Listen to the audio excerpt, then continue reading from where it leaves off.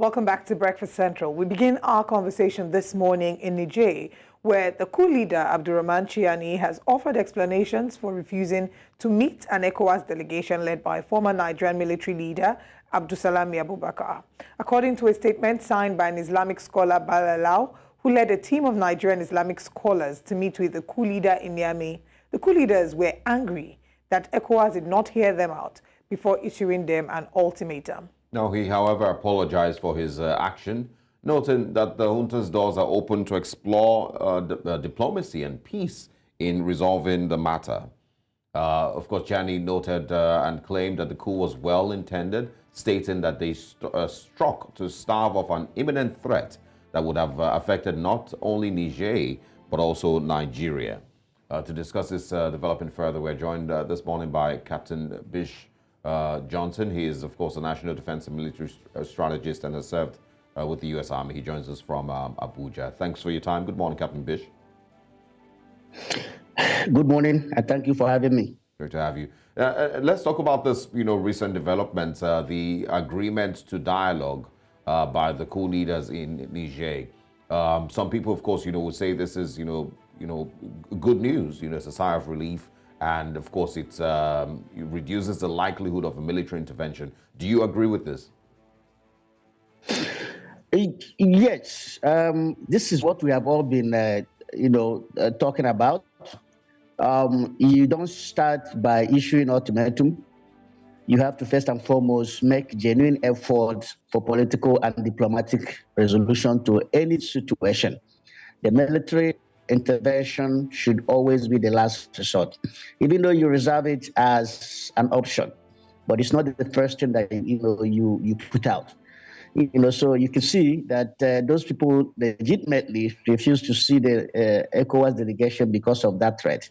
When you want to start negotiation, particularly with a country that is perceived to be your own brothers and who are your neighbors, who have been cooperating with Nigeria in our fight against insurgency. You don't just begin by saying, if you don't do this, we are going to come after you. Because if you do that, they too will assert their position and they will want you to do that thing you think you will be able to do. Don't forget that, in military operation, you can decide when and what you want to do, but you can never tell the direction it's going to go to. You can see what is happening in Ukraine right now. Russia went in there thinking that within a matter of days, they will decapitate the Zelensky's government and take over the entire Ukraine. Several months later, they are still there. You saw what happened in Iraq.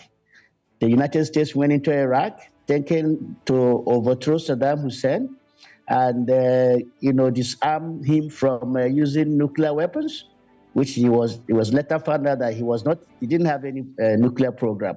The United States got stuck there. From there, ISIS emerged. The ISIS, we are still dealing with the issue of ISIS up to today. So in every military intervention or military operation, there is always the possibility of what we call mission creep, which is you go in to do A, and you discover that you can't even do that A without doing B, C, D, E. By the time you know it, something you think that is going to last you for a couple of hours or days, you find yourself staying there for years. So this is the factor that was not put into consideration by those who make decisions on behalf of ECOWAS. All right. Looking at some of the reasons that the leaders of the coup have given as to why they were upset or initially refused to grant the representatives from Nigeria and from the ECOWAS audience. One of the things Chiani did say is that the coup was well-intended and was meant to avert imminent threat against Niger and Nigeria. Do you maybe have any idea what he may have been referring to? Well, I don't have access to that particular intelligence. This is a top military officer in an active government. So there's some intelligence information that he will be privy to some of us in the private sector and privy to. So it's up to him to explain to his fellow military officers in active service what the threat is. But I don't think that is a justification for staging a coup. If there was a credible intel that he has that indicates that there was imminent problem to Nigeria and Niger, he had a duty to share it with his colleagues in the Nigerian side. I think that is, for me, I would think that is it's nothing but an excuse on why there was a military intervention. Not that I am condemning the military intervention in any way, because we've seen what is happening in the Sahel. We've seen what is going on with those Francophone African countries. There's one denominator in all of these coups that are taking place in all of these nations, and that common denominator is France. So if we ever want to solve the problem in those Francophone African countries, we have to deal with the issue of France's new colonialism in those countries. If we don't do that, what we'll be doing is a provided bandage solution. It will only be a matter of time before there will be another coup. Yeah, but that doesn't seem to be mentioned at all, when the discussions, on Niger had by ECOWAS. It doesn't seem like there's a lot of honesty as to why these coups continue to happen in Francophone Africa. And of course, I also want to ask about, the whole narrative about why the coup must not be allowed to stand, because it will lead to, security, implications across West Africa and maybe even further. And so that's a good enough reason for Bazoum to be reinstated. Do any of all those excuses make any sense? Are they good enough for, of course, a demand for a return to democratic government, by Mohamed Bazoum? For me, those are mere excuses. They are not they're not strong enough reasons. Look, governance is about the people. You see what is happening in the streets of Miami, where people are pouring out to the streets in their thousands in support of the coup piece. Okay, so there is something going on in these Francophone African countries that ECOWAS has not paid attention to. There is new colonialism. These people cannot deposit their money in their own central bank. They have to deposit it in a French central bank, and they will have to go back and take their own money as loan. This new colonialism, in which French interests supersedes the welfare of the citizens of this country, are the things that we have not addressed. If we're ever interested in solving these problems and solving them permanently, we have to address those issues. Governance is about the people of Africa. It's not about the people of French. It's about Africans themselves. All right. So ECOWAS must come to terms that there's something going on in these countries that they have not put their hand on. But we all know those things. Yeah, but I now you mentioned ECOWAS, it might be a good time to ask if you think that ECOWAS will back down, because there's talks about negotiations, diplomacy. A lot of times we've seen it happen in other African countries when there's a coup that, they talk about diplomacy and then they give, time for transition government and interim government, talk about elections maybe in 2-3 years and all of that, which never, really happens.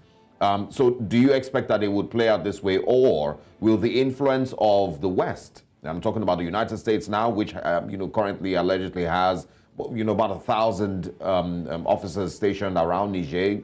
France, of course, has its own interests. Do you think that they will be able to pressure ECOWAS and its current chairman into overthrowing whatever, government's currently in charge in Niger? Well, this is what it seems to be so far, is that the West wants to use Nigeria, because when we say ECOWAS, we're talking about Nigeria. 80 to 90% of the manpower that will be deployed in Niger are going to come from Nigeria. The resources is going to come from Nigeria. In one piece that I wrote, I advised that Nigeria should not join the bandwagon of the West, going into a shooting war with their brothers and sisters, because at the end of the day, whatever casualty that is going to be recorded is going to be Africans, whether they are soldiers or civilians. If similar thing had happened in Europe, right, you will not see the European Union or whatever regional group going to war with that country. They will always explore avenues of political solution and diplomacy. They will not go into war. So we, ECOWAS, should continue to follow diplomacy and political solution, and should never be pressured to go into war, shooting war, where Africans are going to become casualties again. But let me tell you, ECOWAS does not have the option. ECOWAS eventually must give way for political and diplomatic solution, because even ECOWAS itself is not even united, it's divided. There are some other countries that have come out to say, look, an attack on Niger is the declaration of war. You have Burkina Faso, you have Mali, you have Guinea, and also this Niger coup is being used as a proxy war between the West and the East. The Russians have said, look, there cannot be military intervention. The Algerians have said, look, we share more a longer border with Niger than Nigeria does. If there is any crisis in Niger, it's going to affect us. So there shouldn't be any military intervention in which we are not part of it. So all these factors were the things that ECOWAS never expected, and they didn't take them into cognizance when they made that decision and put themselves in a bind. You don't start off by putting a threat on the table. A very small, well-crafted sentence would have averted this situation that they found themselves. Look, we're exploring political and diplomatic solution, but we also reserve the right of military option at our time of chosen. Finish. All right, so That's still speaking about this, reserving the right of military option, I'd like us to take the conversation in slightly different direction. I saw a video of President Ouattara of Ivory Coast addressing participants of the G20 investment summit, and he was talking about Niger, Ivory Coast's position on this coup, and I'm going to just quickly quote what he says. He said, the position of Côte d'Ivoire, which has been endorsed by all heads of states, is that we have been able to tell these coupists that their place is in the barracks. They should go to fight a terrorist and not try to kidnap a democratically elected president. Now, this is someone who has also come under fire for the way by which he has gotten into office, having in some way, some have accused him of tinkering with the constitution and then giving himself an opportunity to then have a third term in office. Will ECOWAS now start to maybe look within and see that they haven't been completely and totally unbiased in their definition of what democracy is? Do you think that ECOWAS will then take feedback from all that has happened? Because it seems that all the spotlight is on Niger, but we've been talking about it on the show over and over again about the process in which a lot of these leaders have gotten into office in other African countries. It hasn't been as democratic as possible. But why is now Niger the focal point, or that big story that everyone is focusing about? So is ECOWAS going to take this feedback? Are we going to maybe see a new and improved ECOWAS that is implementing democracy, all round, not in just selected areas?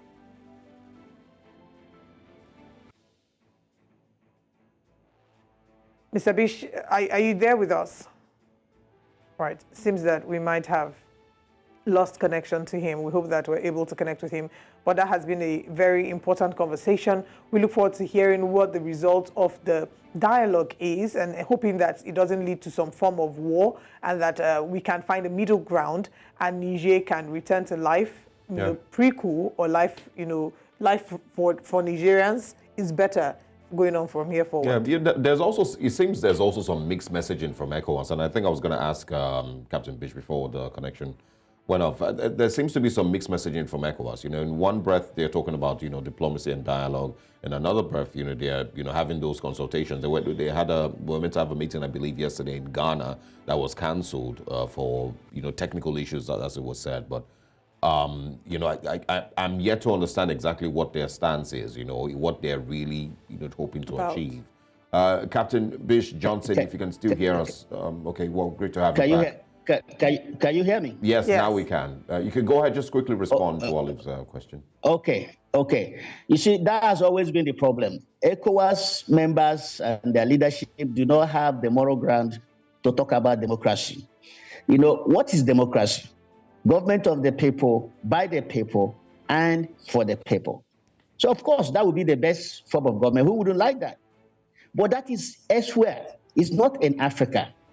The question that we have not asked ourselves is how government of the people is democracy in Africa? How government of the people, by the people, is democracy in Africa? How is democracy in Africa for the people? You have a continent where leaders are imposed on the people, either by foreign powers or the people with the biggest money buy themselves into office. And even in some cases, when they go there, they tinker with their constitution so they can stay in power forever. If you have this kind of situations, there is no way coup will not be taking place in Africa. Democracy can only thrive when you have the fundamentals and the foundation of democracy in place. That is not the case in Africa. You must have a strong judiciary. There must be rule of law. Elections must not only be free, they must be fair, they must be transparent.